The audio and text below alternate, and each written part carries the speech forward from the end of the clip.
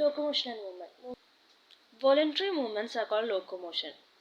An example is paramecium. In paramecium, cilia helps in the movement of food through the cytopharynx and in locomotion as well. And hydra can use its tentacles. So we have given two examples here. One first is of paramecium, which uses cilia, and hydra, which uses tentacles.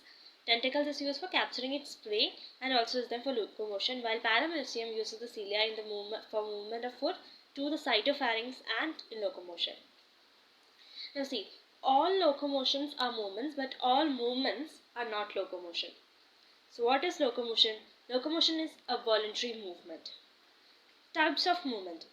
Now there are three types of movement, which is basically amoeboid, ciliary and muscular. Macrophages and leukocytes in blood exhibit amoeboid movement. And first is amoeboid movement. Macrophage and leukocyte. Blood macrophage and leukocyte exhibit in the amoeboid movement. It's affected by pseudopodia formed by streaming of protoplasm in amoeba, as in amoeba.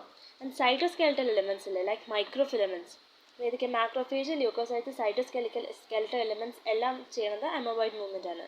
Now we will come to ciliary movements. It occurs in most of our internal tubular organs, which are lined by ciliated epithelium lined cheyana internal tubular organs il nadakkunna movement aanu ciliary muscles. Most of the ciliary muscles നടക്കുന്നത്. അപ്പോൾ അതിൻ്റെ എക്സാമ്പിളാണ് ആദ്യത്തെ ട്രാക്കിയ. Dust particles മാറ്റുമ്പോൾ ciliary movement നടക്കുന്നുണ്ട്. പിന്നെ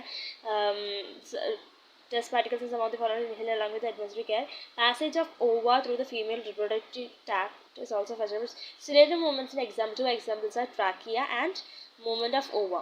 Next we have muscular movements.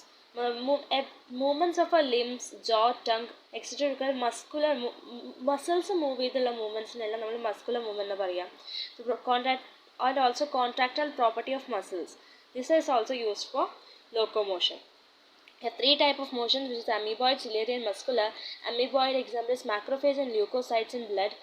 Also cytoskeletal elements like microfilaments. And in ciliary we have example as trachea and of passage of ova through the female reproductive tract. Next is muscular.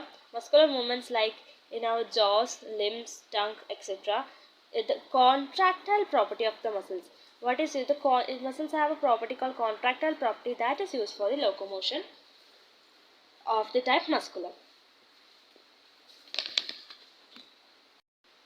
Next, we are going to discuss about muscles. So muscles, we have studied in 8 that cilia and flagella are the outgrowth of. What are cilia and flagella? Earlier we discussed about cilia. അപ്പോൾ ciliary movements cilia കാരണം നടക്കുന്നത്. അപ്പോൾ ഈ സിലിയും ഫ്ലാജലും രണ്ടും cell മെംബ്രെയിൻ്റെ ഔട്ട്ഗ്രോത്ത് ആണ്. Flagellum movement helps in swimming of spermatozoa, maintenance of water current in canal system of sponges, and locomotion protozoa like in Euglena. So, എന്താ പറയുക, flagellum movement എന്തിനൊക്കെ ഹെൽപ്പ് ചെയ്യുന്നത്? Swimming of spermatozoa, spongesന് maintenance of water current in the canal system of sponges, and also in Euglena in locomotion of protozoa. Locomotion of protozoa is like Euglena. Now, muscle is a specialized tissue of mesodermal origin. Mesodermal origin. About 48 to 50% of the body weight of a human adult is contributed by muscles. So, in a human adult, 40 to 50% of the body weight is muscles. And muscles is of mesodermal origin. They have special properties like excitability, contractibility, extensibility, and elasticity. So, see, muscles have certain special properties, which are excitability, contractility, extensibility, and elasticities. So muscles have it. So first of all, we have discussed cilia and flagella are the outgrowth of cell membranes. Flagella movements help in swimming of spermatozoa and maintenance of water current in sponges and locomotion of protozoans like Euglena. And also muscle is a tissue of mesodermal origin, and 40 to 50% of our body weight is due to muscles. Now they have properties like excitability, contractibility, extensibility, and elasticity. EEEC. Excitability, elasticity, extensibility, and contractility. The muscles have been classified using different criteria, namely location, appearance, and nature of regulation. Now see, there are three types. We are dividing muscles using three different criteria. First is location, next is appearance, and last one is nature of regulation of their activities. Now, based on their location, there are three types of muscles: so skeletal, visceral, and cardiac. Skeletal, visceral, and cardiac. So once again, based on the location, muscles are divided into skeletal, visceral, and cardiac. Skeletal muscles are closely associated with skeletal components, of course. They have a stripped appearance. So SS, skeletals have a stripped appearance under the microscope and hence are called striated muscles. SSS, skeletals have stripped appearance, hence they are called striated muscles. As their activities are under voluntary control of the nervous system, they are known as voluntary muscles too. They are primarily involved in locomotory actions and changes in body postures. Okay, so first of all, we are going to discuss about skeletal muscles. Skeletal muscles are closely associated with the skeletal component of the body. Skeletal muscles have striations, because of which it is also known as striated muscles. The stripped appearance, striations are the stripped appearance because of which they are known as striated muscles. Now they are also voluntary also known as voluntary muscles because their activities are under voluntary control of the nervous system. Now they are primarily involved in locomotory actions as well as changes of body posture. So which is the muscle responsible for change of body posture and locomotory actions? Of course, skeletal muscles. Which is the muscle known as striated muscles? Of course, skeletal muscle.